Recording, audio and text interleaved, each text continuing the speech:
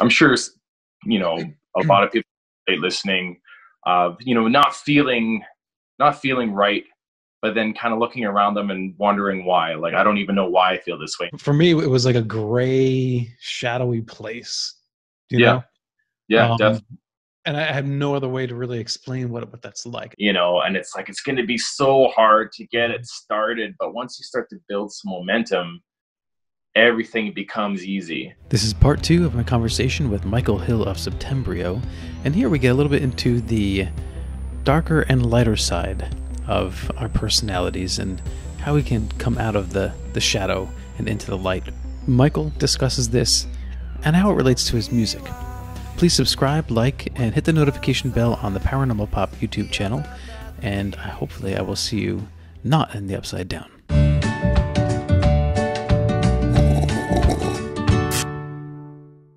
Yeah.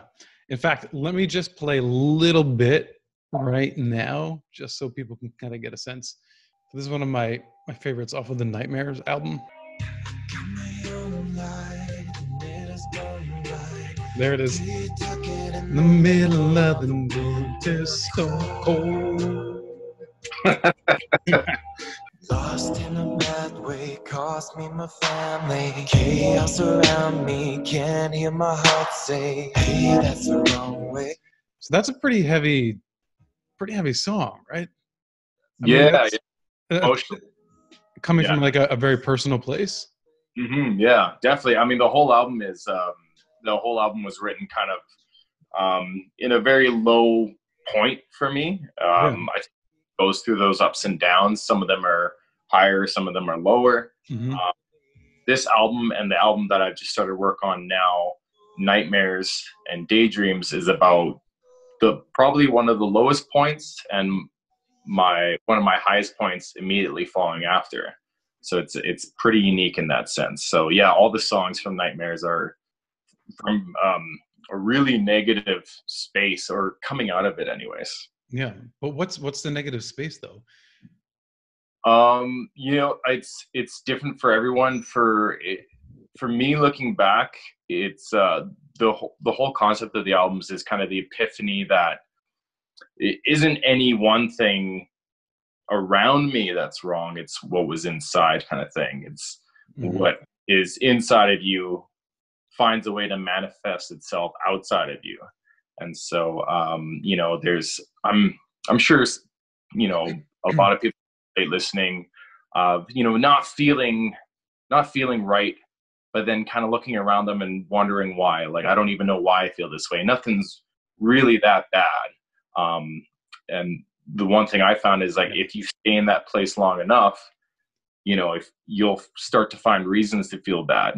Well, then you feel like you have a shadow kind of following you around, and you just can't figure it out.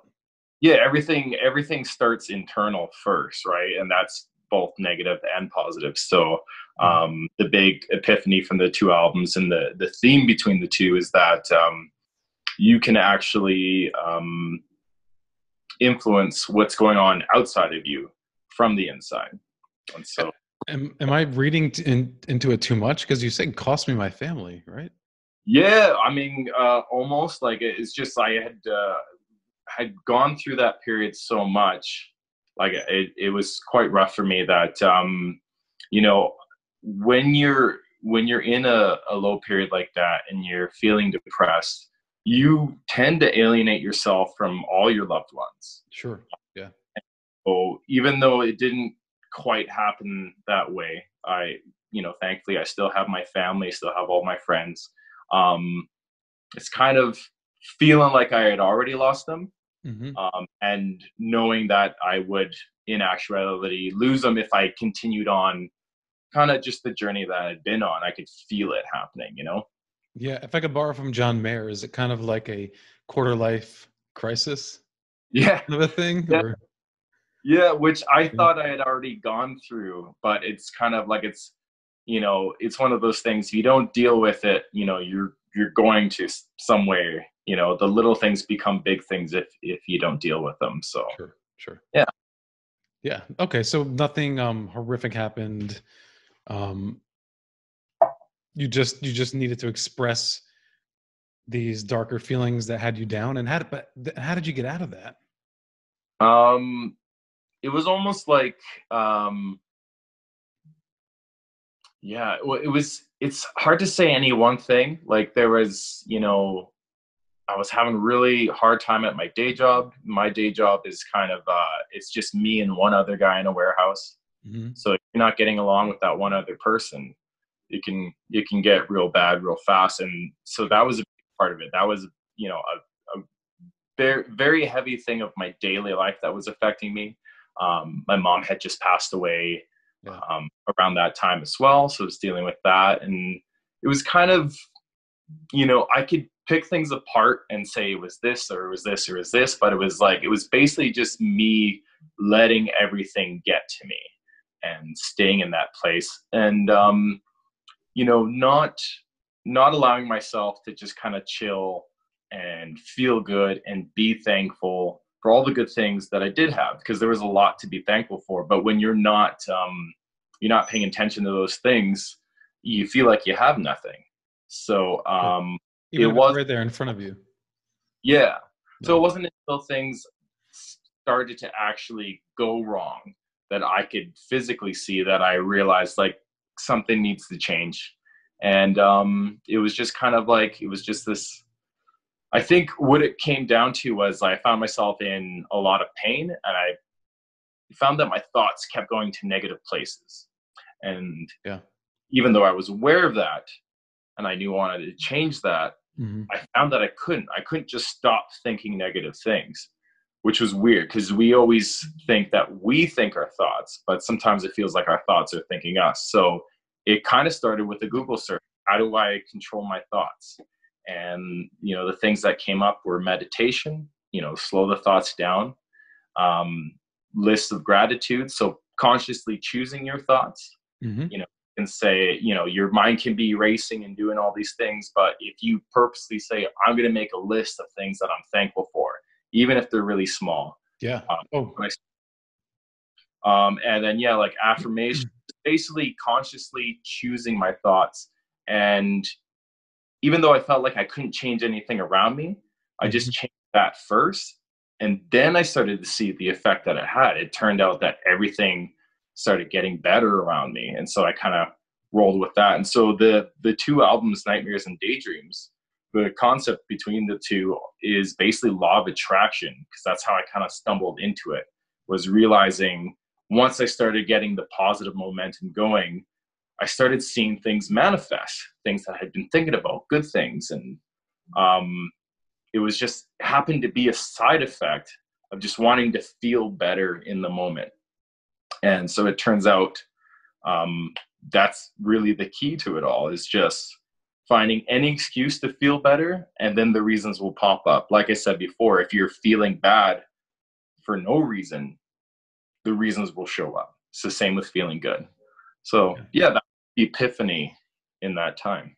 Yeah, it's people say if you just force a smile in the morning, that it'll actually kind of help shape the outlook of your mind, and like the physical act of doing that can kind of spur the right set of thinking. It helps like a little bit. It's a physiological effect. But yes, if you're feeling depressed, or if you're dealing with addiction or whatever it is, there's that misconception. People look at you from the outside and like, get with it. What's wrong with you? Like, right. And for you, you're not seeing things straight. Everything's off to the left, to the right, and then there's this sort of haze. Because I've been there. I know that sure. feeling. And it feels like lost in a bad way. That's exactly how it feels. Even though, I mean, literally, the thing that you care about is right there. Exactly. The mind itself is an abstract place. So I totally get that you can just easily be lost in your own.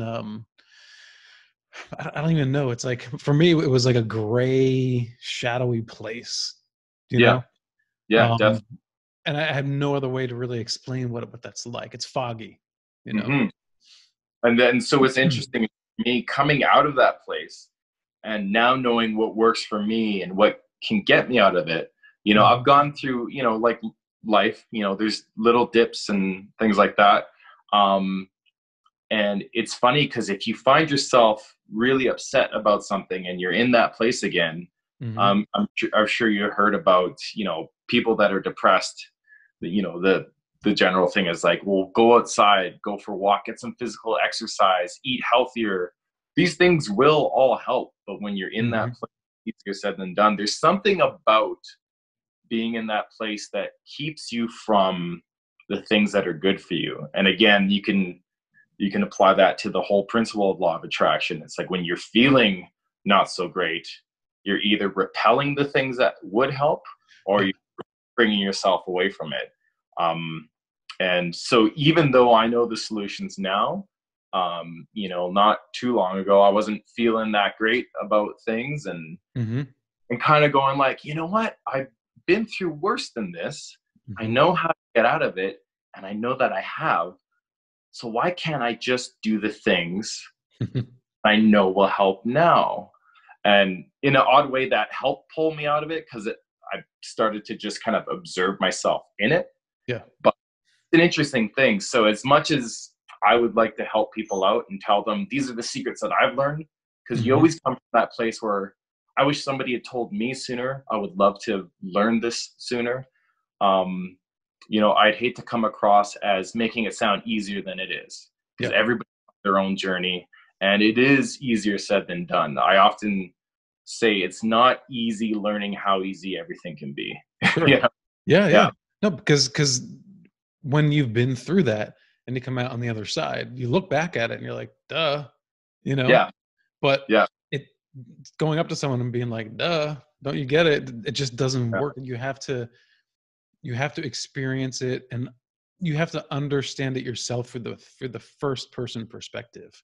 Yeah. And process it internally for you. Depending on where you're standing, you can be looking at the same thing. And if you feel better while you're looking, the situation will look better. Yeah. But if you're not feeling good, you can look at the exact same situation and it will look worse. So that's one thing that you can remind yourself in the moment. If you're not feeling great, you can kind of tell yourself, things don't look good right now, but that's partly an illusion because of, you always view things through the lens of how you feel first. Sure. So, yeah. Can you label it? Was it depression? Was it anxiety, anger? Yeah, I'm hesitant to label it depression or anxiety because I know that there are people that are clinically diagnosed with those things. Hey, Lizzie. Someone just made a cameo. That's right. Yeah. Yeah, I'm hesitant to label it those things because there are people that are clinically diagnosed with those things, and I couldn't comment on their situation because I don't feel like that mine is coming from a chemical imbalance or things that people are really struggling with. But I mean, simply put, I think it's the ups and downs that we all go through, but sometimes we allow ourselves to focus on the downs a little bit more than usual. Sometimes they get to us. And, when you keep focusing on anything, it's like this feedback loop. So that's just where I found myself. Right. Yeah. And on the other side of that, the feedback loop works if you can convince yourself to do it in the first place. Yeah. Positively. And that's the hard thing, is to get to that place where you start actively doing the thing over and over again that you need to do to like pull yourself out.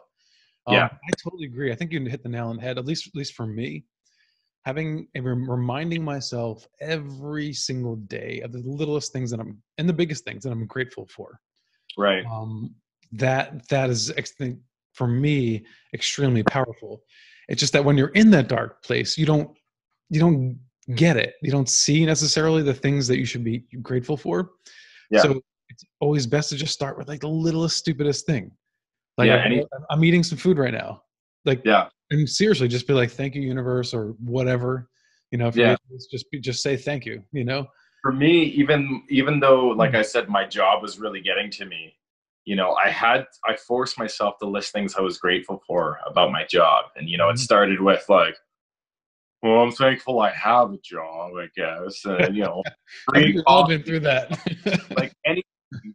But the one thing I found was that, you know, as hard as it is to start listing things that you're grateful for in any way, it gets easier and easier. So to me, momentum is the best word for it. It's like pushing a wheel, you know, and it's like it's going to be so hard to get it started, but once you start to build some momentum, everything becomes easy. So it's like if you can just force yourself to push in the direction you want to go, of feeling good, find a reason to feel good, this can be very easy. And, you know, before you know it, it's like you cannot run out of things to be grateful for. There's so much that we're blessed with.